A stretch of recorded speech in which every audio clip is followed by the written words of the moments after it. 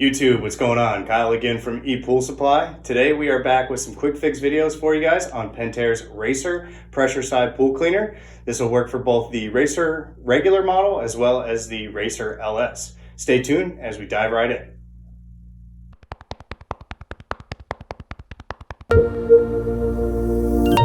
Alright guys, and we're back. So again, today we're going to do another quick fix video for you on Pentair's Racer Pressure Side Pool Cleaner. This will work for both the Racer model as well as the Racer LS model. For today's video, we just actually want to show you guys how to remove the rubber wheels and how to replace them. So one big thing you guys can see is I've actually already removed the wheels from the main body of the cleaner. If you guys want to know how to do that, make sure you guys check out the link in the description. We've got a ton of videos showing you guys how to strip this thing apart from the outside in. Again, for the rear wheel tires, you will need to remove them from the cleaner. If you guys are just replacing the rubber parts on the front tires, you guys can actually keep those attached to the cleaner. You guys can actually remove them and reattach new ones while they're still attached. But because of the actual frame body of this cleaner, it actually has a little bevel here, a little hub area if you want to call it. When the tire actually sits on here, it goes in and it makes it extremely difficult to try to remove and replace the actual rubber the outer tire. So in order to do this, it's just much easier. Remove the tire from the cleaner, so then that way you guys can go ahead and strip back the actual rubber part on the wheel hub itself. Just like a bike tire, you're just gonna work your way around, get the tire off.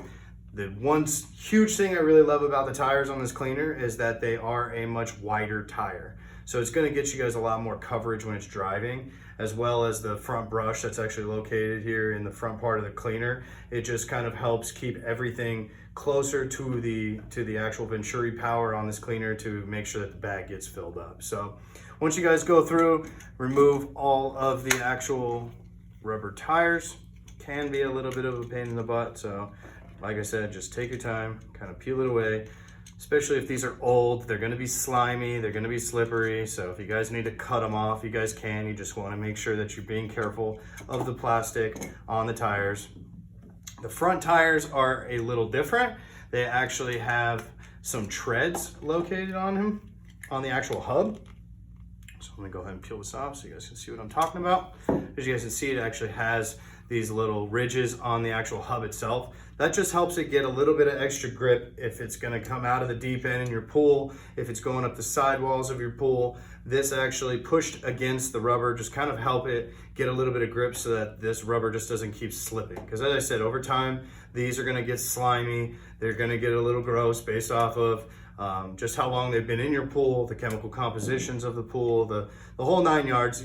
They do get a little sticky and slimy, so it does help a lot that you guys on the front wheels, since they are the driving factor of the cleaner, that these have a little bit of teeth to help grab the inside parts of the wheel hub. So again, just go ahead. Front ones you can take off without having to remove them from the cleaner. I'll show you guys kind of how they attach, so then that way you guys can kind of get a general idea. So they are fully exposed compared to the rear ones, like I talked about, that are actually underneath this little hub area. So these ones you can do while they're on the cleaner. Sometimes it's a little easier because you're dealing with a bigger rubber part, but I like to take them off. It's just easier to deal with all the way around. So to get them back on, all you're gonna do is just kind of set one side. The good thing about these rubber tires is they actually have a little lip. So that's what you're gonna have on both sides of the wheel hub. So you're just gonna kind of take your time, move them around.